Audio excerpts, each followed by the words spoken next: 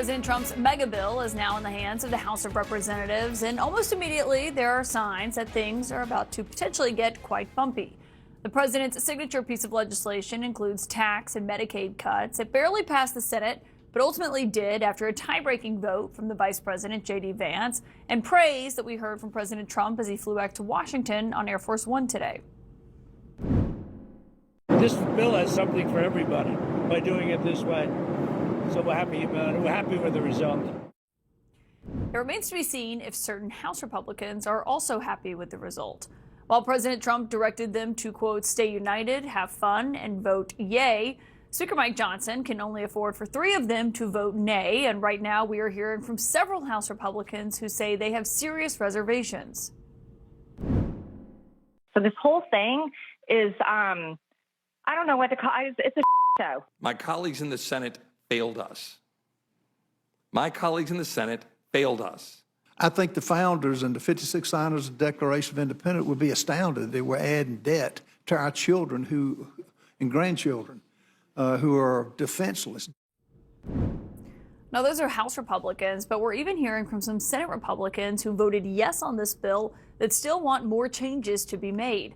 Lisa Murkowski of Alaska cast the deciding vote today, but said afterward, quote, my dear hope is that this is not the final product. This bill needs more work across chambers and is not ready for the president's desk.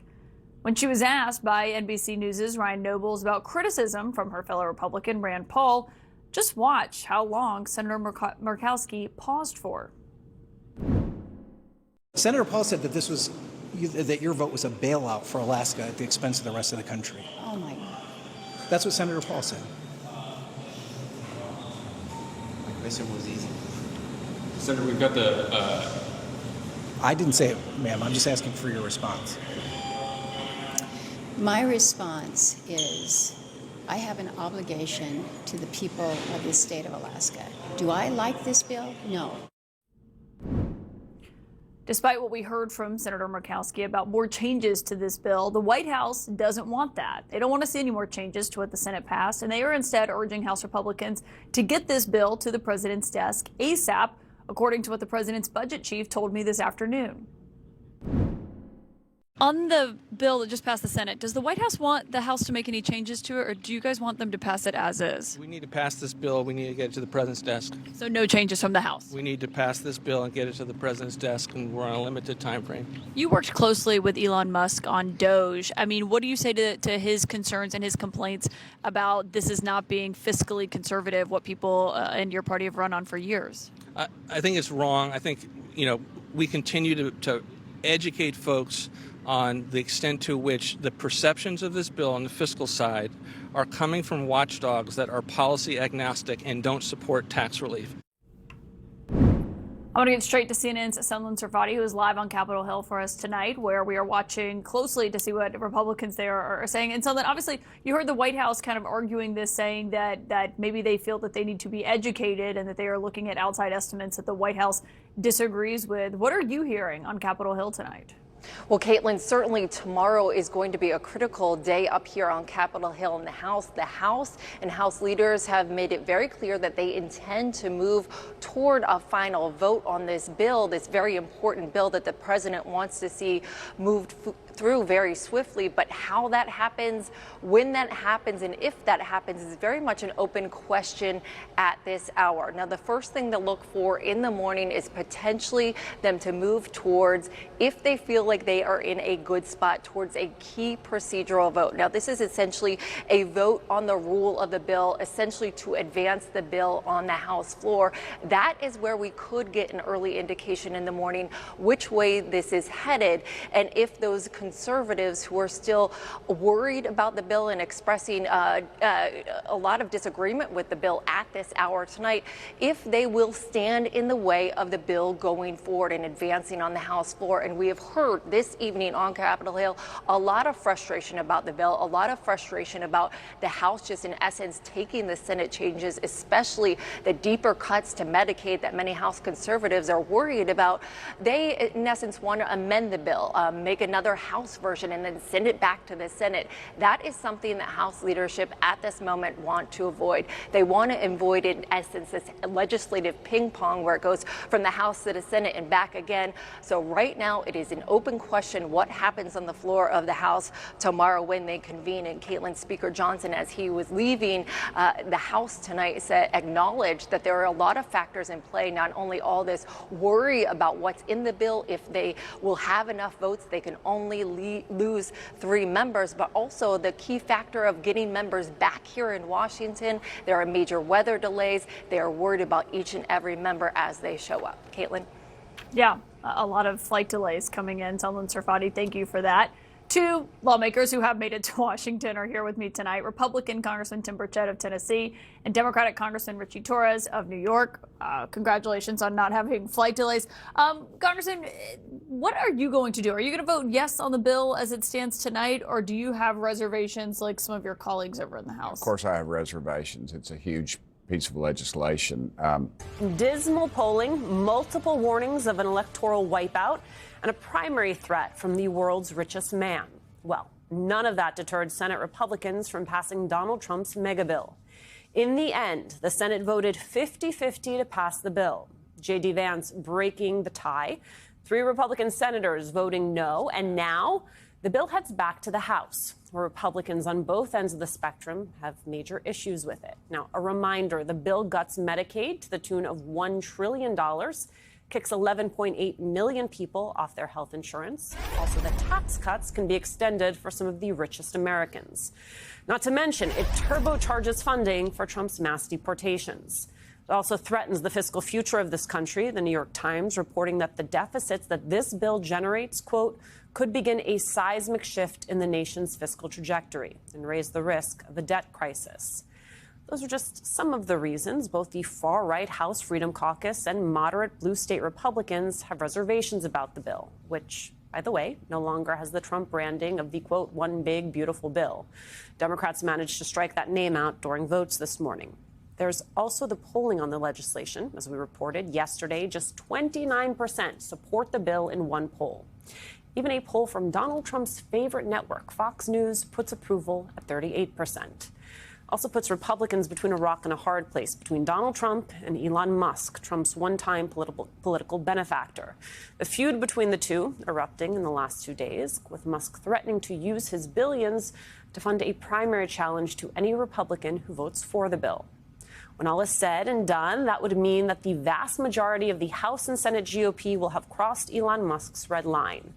Republicans swallowing a political poison pill in the form of Trump's signature legislation is where we start today with former Democratic Senator and MSNBC political analyst Claire McCaskill. And here with me in Washington, managing editor of The Bulwark and MSNBC contributor Sam Stein. Sam, talk to me about how this came together in the final hours.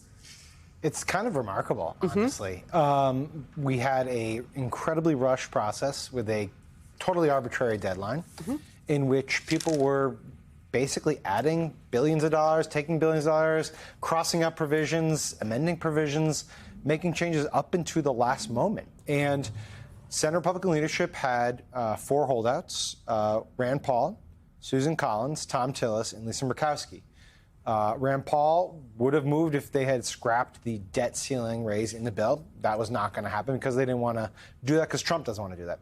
Tom Tillis had already made his position known, and he's retiring now, so that wasn't going to happen. So it came down to basically could they get Susan Collins, who hinted she was very much against the bill, or Lisa Murkowski. And through a series of provisions, basically gifts to Alaska, they got her vote. And what's kind of remarkable about this is that Lisa Murkowski managed to score some provisions to shield her own state from the devastating consequences of this bill in order to vote for it. And she acknowledged that those devastating consequences will now be inflicted on 49 other states. Right. And she said, well, I'm going to try to fix this, and hopefully it comes back to the Senate. In reality, and she knew this, the next step is for the House to just try to pass what the Senate passed, which means it will never come back to the Senate. And so Murkowski took a plunge, Whether she did it because she felt it was honestly coming back or not is up to her to explain. But I think everyone else other than her knew that this is the last time the Senate will likely get its hands on it. Claire, I want you to take a stab at what you think Senator Murkowski's calculus was here, but also just more generally what Republicans were thinking in passing legislation that they know is unpopular with the majority of American people. Yeah, Lisa got stuff for Alaska, and I think she probably got herself in a position where she was saying, I won't vote for it. And they said, well, let's do this for you. Let's do that for you. And she said, well, if you'll do this for me, and I'm betting that they kept giving her everything she asked for, and then she kind of was in a hole. She kept, it would have been like her keep moving the goalposts. I'm not going to make excuses for Lisa Murkowski and what she did. But what about somebody like John Cornyn running in Texas next year? What about somebody like McCormick in Pennsylvania, who barely beat Bob Casey? And there is so much about this bill that is politically toxic, Alicia. I mean, the fact that the mere pittance they're giving on taxes on tips and Social Security, guess what? That goes away immediately after the next presidential election. And then, on the other hand, the tax cuts for billionaires, they're permanent. And the cuts for Medicaid don't happen until after the midterms. So there's so much cynicism in this bill. They are banking so much that people will buy what they're selling, which is a lie. And what's going to happen, there's going to be real devastation, and people are going to feel the pain. And I do believe that the people who voted for this bill will regret it. Tim Miller, your thoughts on this legislation? Well, I agree with Senator McCaskill there. I almost, that would have been an insult calling you Senator Murkowski there for a second. I agree. The House Republicans have this, and there's already some opposition. Again, some Republicans have said they're not going to vote for it based on the changes made in the Senate, right? There were some that were like, well, I'm out because of the AI thing. At least for now, the AI thing is removed. Thank goodness. I think we all realized that was dumb.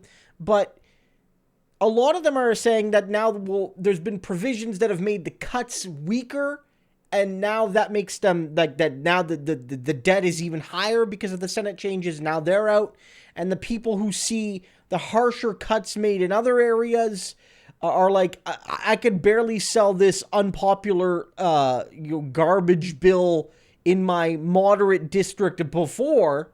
And one, now more people have heard of it, and when they hear about it, they hate it. And two, it's worse, like it's more extreme. And so this bill's in big trouble in that sense. But also, you're seeing a level of opposition being aimed that's really fascinating. Murkowski, and I think this is broadly a cowardly move, let's be clear, but she just created a permission structure. I'm voting for this bill, and my first act is to tell the House to vote against it, to basically tear it apart and fix it. Now, that's a stupid, cowardly strategy, because what she's effectively saying is, I don't want to stick my neck out there, but I want you to do it. But on the other hand, it is really interesting. I can't remember, it's had to have happened before, but I can't remember the last time a senator or a congressperson has voted for something and then immediately told the members of their own party in the other house to immediately block it. That the Republicans that voted for it are already having major reservations.